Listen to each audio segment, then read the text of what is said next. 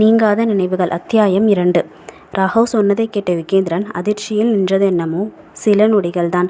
பின்னர் அவனின் சட்டை காலரை பிடித்தவன், இப்படி என் மேலே பழி போட இவகிட்ட எவ்வளவு பணம் வாங்கின? இல்லை இவளே நீ கூட்டி வந்தவதானா என்று ஓங்கி அவன் கன்னத்தில் அறைந்தான். நிதானமாக யுகேனின் கையை தன் சட்டை காலரிலிருந்து பிரித்து விட்டவனோ அந்த பெண்ணிடம் திரும்பி, ஏமா அந்த ஃபோட்டோஸ் எல்லாம் எடுத்துக்காட்டு என்று சொல்லவும் அவளும் சில ஃபோட்டோக்களை எடுத்து யுகேந்திரனிடம் நீட்டினாள். அதில் யுகேந்திரனும் அந்த பெண்ணும் மனக்கோலத்தில் இருக்க, அதிலும் யுகேந்திரனின் முகத்தில் எல்லையற்ற மகிழ்ச்சி தெரிந்தது. புவனேஸ்வரியும் அபிநயாவும் அருகில் வந்து அந்த ஃபோட்டோக்களை வாங்கி பார்க்க இருவருமே யுகேந்திரனை சந்தேகத்துடன் விரித்தனர். அக்கா ப்ளீஸ் அப்படி பார்க்காதீங்க, உங்கள் மேலே சத்தியமா இவ யாருன்னே எனக்கு தெரியாது. இதுக்கு முன்னாடி இவரை நான் பார்த்ததே இல்லை. அந்த ஃபோட்டோஸ் எல்லாம் கண்டிப்பாக ஃபேக்காக தான் இருக்கணும்.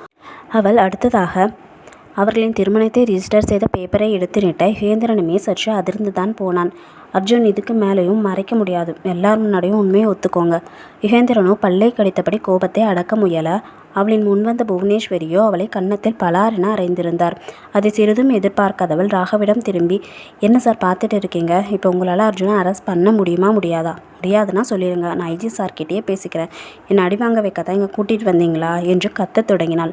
ராகவோ, சாரி மேடம், கொஞ்ச நேரம் வெளியேறுங்க, நான் உங்கள் கூட பேசிட்டு வந்துடுறேன் என்று அவளை வெளியேறிய சொன்னவன் யுகேனிடம் திரும்பி, ஒரு வருஷத்துக்கு முன்னாடி நீ எங்கே இருந்த என்று கேள்வி கேட்க தொடங்கினான்.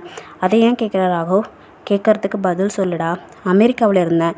ஏன்டா யுகேன் போய் சொல்கிற? நீ எங்கே இருந்தேன்னு நான் சொல்லவா? குன்னூர் பக்கத்தில் ஒரு ஹில் ஸ்டேஷனில் தான் 1 வருஷம் முந்தி நீ இருந்தது. அதுவும் அங்கே இருக்க ஒரு ஃபேக்ட்ரியில் 9 மந்த்ஸாக ஒர்க் பண்ணியிருக்க. ராகவ், லூஸு மாதிரி பேசாத. நான் எதுக்கு அங்கே போகணும்? என்ன கேட்டால் எனக்கு எப்படி தெரியும்? அப்புறம் அந்த பொண்ணை கல்யாணம் பண்ணி 4 மாதம் குடும்பம் நடத்தியிருக்க. என்ன காரணமோ தெரியல, திடீர்னு எல்லாத்தையும் விட்டுட்டு திரும்பவும் இங்கேயே வந்திருக்க. ஏண்டா யுகேன் இப்படி பண்ணுன? அவனுக்கு தலையே விரித்து விடும் போல் வலிக்க ஆரம்பித்தது. ராகவ், அது மேபி என்ன மாதிரி இருந்தால் வேற யாரையாச்சும் இருக்க சான்ஸ் இருக்கா? ராகவ் ஒரு சர்டிஃபிகேட்டை எடுத்து அவனிடம் நீட்ட அது அவனுடைய டிகிரி சர்டிஃபிகேட்டாக இருந்தது. இது உன்னது தானே யுகேன்? அவன் ஆமாம் என்பது போல் தலையாட்ட, இது எப்படி அந்த பொண்ணுக்கிட்ட போச்சு?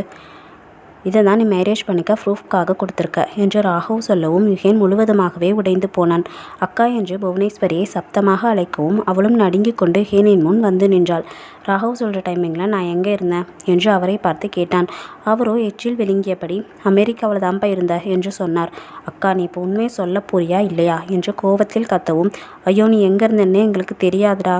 ராகவ் சொன்ன மாதிரி 9 மாதம் நீ காணாமல் தான் போயிட்ட. உன்னை நாங்கள் தேடாத இடமே கிடையாதுடா. 10 மாதம் கழிச்சு உடம்பெல்லாம் காயத்தோட நீயே தாண்டா திரும்பி வந்த. அதெல்லாம் தான் உனக்கே தெரியுமே.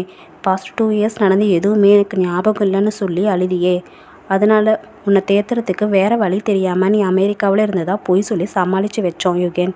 யுகேனும் மிகவும் குழம்பி போனான். தன்னுடைய வாழ்நாளில் அவன் 2 வருடங்களை மறந்து விட்டான் தான். ஆனால் அதற்காக அந்த பெண் சொன்னதெல்லாம் உண்மையாக இருக்கும் என்பதை அவனால் துளியும் நம்ப முடியவில்லை. யுகேன், சீக்கிரமாக ஏதாவது முடிவிடா. இப்போ நான் உன்னை அரெஸ்ட் பண்ண தான் வந்திருக்கேன். அந்த பொண்ணை கூப்பிட்டு ஏதாவது காம்ப்ரமைஸ் பண்ண பாரு யுகேன். இல்லாட்டா பேப்பர் மீடியானும் உன் பேரவன் ஆரடிச்சிருவா. ஒரு பெருமூச்சை வெளியேற்றியவனும் மீள முடியாத சதி வழியில் தான் மாட்டியிருப்பதை உணர்ந்தான். ராகவ், அந்த பொண்ணோட பேக்ரவுண்ட் என்ன? அப்படியெல்லாம் பெருசாக ஒன்றும் கிடையாது. அம்மா அப்பா கூட இல்லை, ஒரு பாட்டி மட்டும்தான். Middle class family. அப்புறம் எப்படி அவளுக்கு ஐஜிக்கிட்ட இருந்து சப்போர்ட் கிடைச்சது? அது மட்டும் தாண்டா என்னால் கண்டுபிடிக்க முடியல. சரி ராகவ், இப்போ என்ன பண்ணலான்னு நீயே சொல்லு. அந்த பொண்ணை கூட்ட பணம் தரதா சொல்லுடா. பணத்தை வாங்கிட்டு கேஸை வாபஸ் வாங்க சொல்லு. சரிடா, கூட்டிகிட்டு வா என்று அவனை அனுப்பிய யுகேனோ அவள் கேட்கும் பணத்தை தர தயாராகவே இருந்தான். ராகவ் அந்த பெண்ணை கூட்டி வர மீண்டும் கண்களில் வெறுப்புடன் வந்து நின்றவளை கண்டவனுக்கு எல்லையற்ற கோபம் வந்தது. அதை மிகவும் கஷ்டப்பட்டு அடக்கியவன் அவளின் கண்களை நேராக பார்த்து கேள்வி கணைகளை தொடுக்க ஆரம்பித்தான். உன் பேர் என்ன என்று யுகேன் கேட்க அவனை எரித்துவிடும் பார்வை ஒன்றை பார்த்தவள் மித்ரா என்றாள். ஓகே மித்ரா, இந்த கேஸை வாபஸ் வாங்குற எவ்வளவு பணம் எதிர்பார்க்குற? அவளோ திரும்பி ராகவை பார்க்க, ராகவும் ஆமாம் மித்ரா, யுகேன் எவ்வளோ பணம் கேட்டாலும் கொடுப்பான். ஸோ அதை வாங்கிட்டு கேஸை வாபஸ் வாங்குறதா உனக்கு நல்லது. எது நல்லதுன்னு எனக்கு நல்லாவே தெரியும். நான் எப்போ உங்ககிட்ட பணம் கேட்டேன்? எனக்கு எதுவும் வேணாம் சார், நான் சொன்னதை மட்டும் நீங்கள் செஞ்சால் போதும்.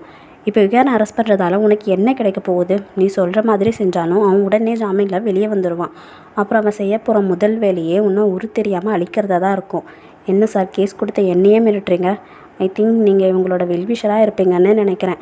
உங்களோட மிரட்டலுக்கெல்லாம் பயப்பட நீங்கள் வேறு ஆளை பாருங்கள். இவர் அரெஸ்ட் பண்ணுறதால எனக்கு எந்த பிரச்சனை வந்தாலும் அதை நான் ஃபேஸ் பண்ணிக்கிறேன். இனிமேல் உங்கள்கிட்ட பேசி பிரயோஜனம் இருக்காது. நான் ஐஜி சார்கிட்டயே பேசிக்கிறேன் என்று சொல்லி திரும்பி போக பார்த்தாள். அவளை ஓடி வந்து தடுத்த புவனேஸ்வரியோ, ஏமா மித்ரா, தயவு பண்ணி என் தம்பி அரெஸ்ட் பண்ண மட்டும் வச்சிடாத ப்ளீஸ்மா என்று கெஞ்ச ஆரம்பித்தார். என்ன மேடம் நீங்கள், நான் வந்திருக்கிறதே அதுக்காக தான். அதையே பண்ணக்கூடாதுன்னு சொன்னால் எப்படி? கொஞ்சம் புரிஞ்சுக்குமா, இதில் என் பொண்ணோட வாழ்க்கையும் அடங்கியிருக்கு என்று அபிநயாவை இழுத்து அவள் முன் நிறுத்தினார். என்ன மேடம் நீங்கள் இவ்வளோ முட்டாளாக இருக்கீங்க?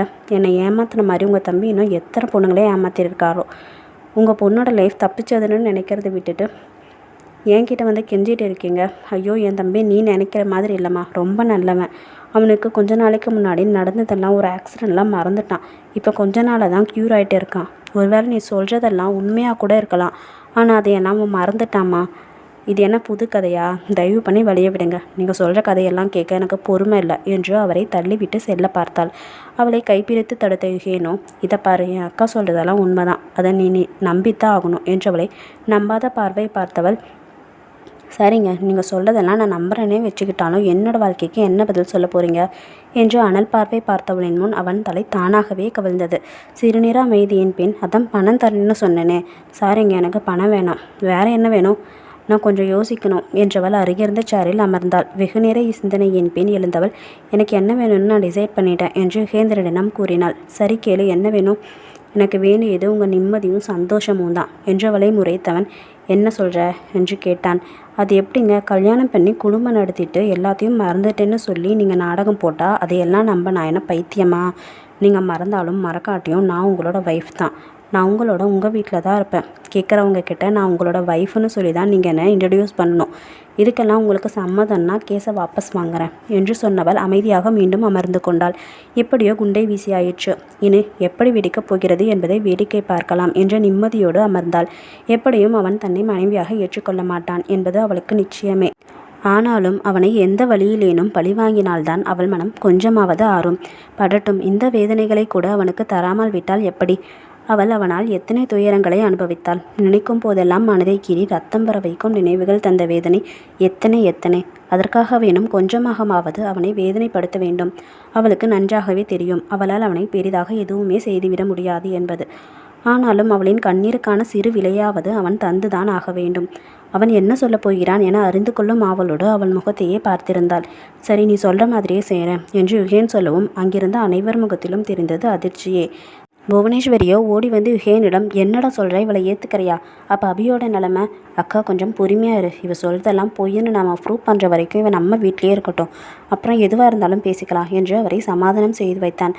அக்கா என்கேஜ்மெண்ட் தள்ளி வச்சிரோன்னு சொல்லி எல்லாரையும் அனுப்பி வச்சிரு என்றவன் திரும்பி அவள் கையை பிடிக்க அதை உதறியவளோ சிறிது பயந்துதான் போனாள்.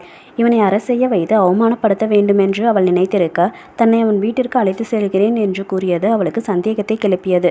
அங்கே கூட்டி சென்று தன்னை ஏதாவது செய்து விடுவானோ என்று பயந்தாள். இல்லைல்ல, என்னால் வர முடியாது. ஏன், இப்போ தானே என் கூட என் வீட்டில் இருப்பேன்னு சொன்னேன்.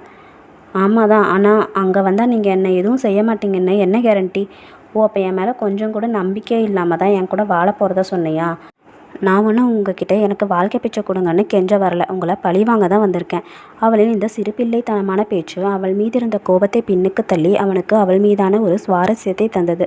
சரி, அப்போ என்ன பண்ணலான்னு நீயே சொல்லு. இல்லை, நீங்கள் எனக்கு பண்ண துரோகத்துக்கு அட்லீஸ்ட் 1 மணி நேரமாவது நீங்கள் ஜெயிலில் இருக்கணும். அந்த எய்மோடு தான் நான் வந்தேன். என்னம்மா நீ, நடக்க இந்த என்கேஜ்மெண்ட்டும் நின்றுருச்சு. உன்னையும் என் ஒய்ஃபாக ஏற்றுக்கிட்டு என் வீட்டுக்கே கூட்டிகிட்டு போகிறேன்னு சொல்லிட்டேன். அப்புறம் எப்படி நீ கொடுத்த கேஸ் நிற்கும்? உன் உயிருக்கு எந்த ஆபத்தும் வராதுன்னு நான் எழுதி சைன் பண்ணி கொடுக்குறேன் என்று சொன்னவன் கூறியபடியே எழுதி அதில் கையெழுத்திட்டு அதை மித்ராவிடம் கொடுக்க அதை படித்து பார்த்தவளோ ராகவிடம் அதை கொடுத்தாள். போலாமா என்று சொல்லி கையை பிடித்தவனிடம் சரி என்று சொல்லி கூட நடந்தாள். என்ன மித்ரா, பணக்கார வீட்டில் வசதியாக வாழணுங்கிறதுக்காக தானே உன்னோட திட்டம். நீ நினச்ச மாதிரி அங்கே உன்னால் சந்தோஷமாக எல்லாம் வாழ முடியாது. பொய் சொல்லி ஏமாத்திய வாழ்க்கையில் நுழைஞ்சிட்டல்ல, உனக்கு நரகம்னா என்னன்னு இனிமேல் தான் காட்ட போகிறேன். அவனை பார்த்து விரக்தியாய் சிரித்தவள், நான் ஏற்கனவே நரகத்தை அனுபவிச்சவ தான். நீங்கள் காட்டுற நரகத்தையும் பார்த்துட்டா போச்சு.